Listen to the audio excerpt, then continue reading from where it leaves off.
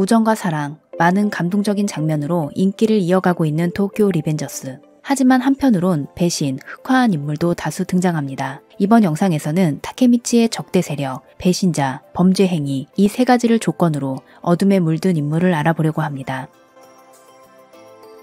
전 블랙드래곤 8대 총장이자 천축 총장 쿠로카와 이자나. 강도, 상해, 약물 등 나쁜 일은 뭐든지 한다는 극악의 세대, 그 극악의 세대를 힘으로 지배한 것이 요코하마 텐지크의 총장 이자나입니다. 하지만 이자나가 처음부터 어둠이었던 것은 아닙니다. 오히려 처음에는 확실히 빛이었는데 어떤 사건을 계기로 흑화하게 됩니다. 원인은 사노가와의 슬픈 가족관계. 마이키에 붙인 사노 마코토는 아내 사쿠라코의 사후 쿠로카와 카렌과 재혼해 딸 사노 에마가 태어났습니다. 하지만 이자나는 쿠로카와 카렌의 전 남편이 필리핀인 여성과의 사이에서 낳은 아이로 에마는 마이키의 이복 동생이지만 이자나는 에마와 마이키, 시이치로 누구와도 피가 이어지지 않았습니다. 이자나는 원래 쿠로카와 카렌, 에마와 함께 살고 있었지만 에마는 사노가에 들어가고 이자나는 시설에 버려지는데요. 이때만 해도 이자나는 동생에게 반드시 만나러 가겠다고 말하는 착한 오빠였습니다. 하지만 시설에 들어간 후 12살 때 불량배에게 린치를 당하고 이때부터 이자나가 어둠에 물들기 시작합니다. 이자나는 퇴원 후 자신에게 린치를 가한 전원에게 복수하고 그 불량의 리더를 협박해 자살로 몰아넣습니다. 그리고 소년원에서는 하이타니 형제와 무초 등 극악의 세대를 제압해 왕으로 군림합니다. 하지만 나만의 형이라고 생각했던 시이치로에게 마이키가 있는 것을 알고 정신 상태가 악화하기 시작해 그동안 시이치로의 의지를 이어 계승되어 온 블랙드래곤을 범죄 조직으로 바꿔버리고 은퇴, 자신이 사노가와 피가 이어지지 않은 것과 시이치로가 살해당한 것을 계기로 완전히 흑화하게 됩니다. 10대 블랙드래곤 친위 대장, 천축 간부, 범청 간부, 현 관동만지의 간부, 코코노이 하즈메. 코코는 돈을 만들어내는 것에 천부적인 재능을 가지고 있으며 타이주, 이자나, 마이키 등 많은 팀이 그를 원하는 이유도 이 능력 때문입니다. 코코가 처음 타락한 것은 피해 할로윈 후 현대에서 도마의 대간부가 된 것인데요. 이때의 도마는 총장 대리인 키사키가 지배하는 일본 최대의 범죄 조직으로 코코뿐만 아니라 그 자리에 있는 전원이 키사키의 명령대로 범죄에 손을 대고 있었습니다. 두 번째는 시간을 거슬러 올라가 코코의 초등학생 시절, 당시 코코는 이누이 세슈의 누나 아카네를 좋아해 함께 도서관에서 돌아오던 중 고백을 합니다. 하지만 그 후 이누이의 집에 불이 나고 아카네는 겨우 목숨을 건지지만 화상이 심해 완치하기 위해서는 4천만 엔의 거금이 필요한 상황에 처합니다. 아카네를 구하기 위해 4천만 엔을 벌기로 맹세한 코코는 나쁜 애들을 모아 절도와 공갈을 시키고 이 소문이 퍼져 약 1개월 후에는 절도다니 그리고 모은 돈을 군자금으로 클럽의 VIP가 됩니다. 그가 생각해낸 것은 부자를 상대로 한 범죄 대행 서비스인데요. 좋아하는 사람을 위해서라면 어둠에 물드는 것도 개의치 않았습니다. 세 번째는 2018년 현대에서 일본 최대의 범죄 조직 범천에 소속된 것인데요. 범천은 일본의 뒷세계를 좌지우지하는 조직으로 살인, 매춘, 도박, 사기, 약물 등 어떤 범죄에도 뒤에는 범천이 있다고 알려져 있습니다. 그리고 코코는 관동 사변 직전 도만을 배신하고 천축에 들어간 적이 있는데 이때는 타케미치와 이누이가 인질로 잡혀있는 특수한 상황이었기 때문에 배신으로 포함하지는 않았습니다. 전 10대 블랙드래곤 특공 대장이자 11대 블랙드래곤 부총장 이누이 세슈. 이누이가 어둠에 물든 것은 두 번, 처음은 코코와 마찬가지로 피해 할로윈 후 현대에서 일본 최대 범죄 조직 도만의 대간부가 된 것입니다. 그리고 두 번째는 이자나가 이끄는 8대 블랙드래곤에 소속된 것인데요. 이누이는 원래 사노 시이치로를 동경해 시이치로가 이끈 초대 블랙드래곤을 다시 만드는 것이 꿈이었습니다. 하지만 그의 세대의 총장 이자나가 이끄는 블랙드래곤은 온갖 범죄를 저지르는 조직이었고 어느샌가 이누이도 범죄에 손을 대 소년원에 들어가게 됩니다.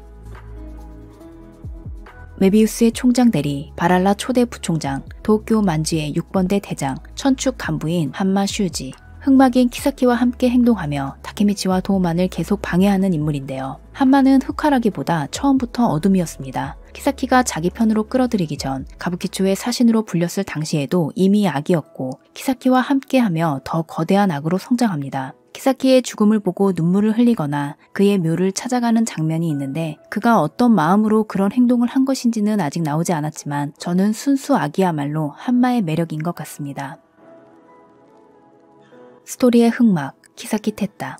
타치바나 히나타를 죽인 주모자로 타케미치가 타임리퍼하는 원인이 된 인물이며 몇 번이나 과거를 바꿔도 히나타가 계속 죽는 이유는 키사키 때문입니다. 아이러니하게도 키사키가 흑화한 원인은 타케미치인데요. 키사키와 히나타는 같은 초등학교, 같은 학원에 다녔습니다. 당시 키사키는 전국 모의고사에서 1위를 할 정도로 머리가 좋아 신동이라 불렸는데 여자에게 인기가 없는 그에게 유일하게 말을 걸어준 것이 히나타. 키사키는 히나타를 좋아했습니다. 하지만 타케미치의 등장으로 키사키의 운명은 크게 바뀝니다. 어느 날 고양이를 괴롭히는 중학생에게 주의를 주던 히나타를 타케미치가 구하는데 질 것을 알면서도 상대에게 도전하는 타케미치의 모습에 히나타는 마음을 빼앗깁니다. 그 후 키사키는 타케미치를 미행해 타케미치의 꿈을 알게 되는데요. 불량에 흥미를 갖게 된 키사키는 불량에 대해 조사하고 실제로 불량을 만나보던 중 자신이 일본 제1의 불량이 될 것을 결의합니다. 그 후 10년에 걸친 장대한 계획을 이룬 키사키는 드디어 일본 제1의 범죄 조직의 톱이 되어 히나타에게 고백하지만 타케미치를 잊지 못한 히나타가 키사키의 고백을 거절합니다. 키사키가 현대에서 히나타를 죽이는 이유는 한마디로 여자에게 차인 화풀이인데요. 타케미치가 몇 번이나 과거를 바꿔도 히나타가 죽는 이유이고 키사키를 흑화하게 한 것은 타케미치였습니다.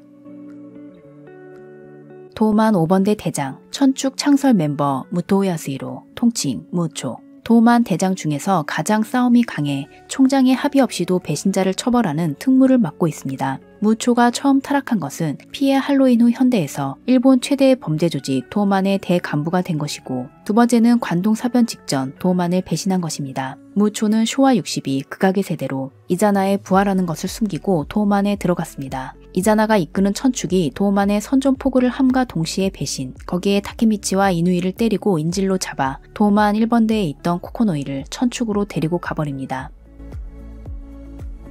도만 5번대 부대장, 범천 넘버2, 현 관동 만지회 간부 산즈 하루치요. 흑화 배신이라고 하면 이 사람을 빼놓을 수 없습니다. 산즈의 최대의 배신, 흑화 장면은 당시 형제처럼 함께했던 무초를 배신한 것인데요. 관동사변 후 출소한 무초를 관동사변의 무대였던 제3부두로 데려가 일본도로 참살. 이때 산즈 하루치오라는 인물의 모든 것이 드러났습니다. 그리고 현대에서 범천의 넘버2가 된 산즈는 마이키의 명령에 따라 조직의 배신자를 총살하는데요. 과거 마이키와 산즈 사이에 무슨 일이 있었는지 아직 밝혀지지 않았지만 산즈가 충성을 바치는 인물은 단 한 명, 마이키뿐입니다. 미조중 5인대의 리더로 타케미치와 사이가 좋고 친구를 아끼는 남자 센도 와츠시, 통칭 악군. 범죄 조직의 수장이 된 마이키와 키사키를 제외하면 최초로 흑화한 인물이 악군입니다. 83 항쟁 전 마이키에 대한 정보를 얻기 위해 악군을 만나러 간 타케미치는 자신을 선로로 떨어뜨린 것이 악군이라는 것을 알게 되고 이어서 악군은 투신 자살을 합니다. 타케미치의 입장에서 보면 믿었던 친구의 배신이라고 할 만한 일이지만 악군이 키사키를 몹시 두려워하는 모습을 보였기 때문에 타케미치는 그런 악군도 구하고 싶어 합니다. 그리고 83 항쟁에서 드라켄을 구하고 미래를 바꾼 타케미치가 현대로 돌아오자 악군은 도만의 간부가 아닌 미용사가 되어 있습니다. 하지만 그는 여전히 다크사이드였는데요. 히나타가 타고 있는 자동차로 돌진해 그녀를 살해함과 동시에 자신도 목숨을 잃습니다. 충격적인 장면이지만 그 후 악군의 가족이 인질로 잡혀 키사키의 명령에 따라 한 일이라는 것이 밝혀져 동정하게 된 인물입니다.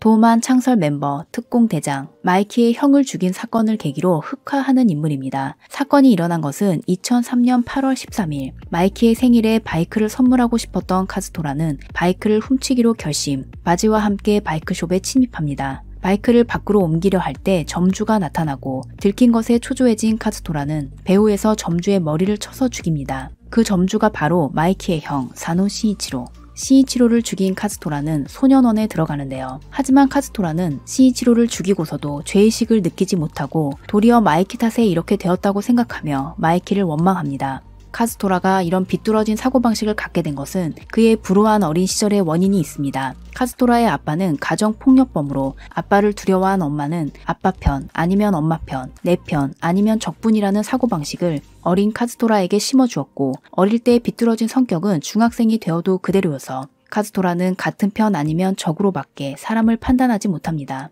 그리고 적이라고 인식하면 죽인다는 사고 회로가 되어버려 소년원 출소 후 마이키를 죽이기 위해 바랄라에 들어가고 다음은 한마에게 속아 바지가 배신했다는 것을 알게 되자 가장 소중한 친구를 칼로 찔러버립니다. 도만 창설 멤버 3번대 대장 하야시다 하루키, 통칭 파칭.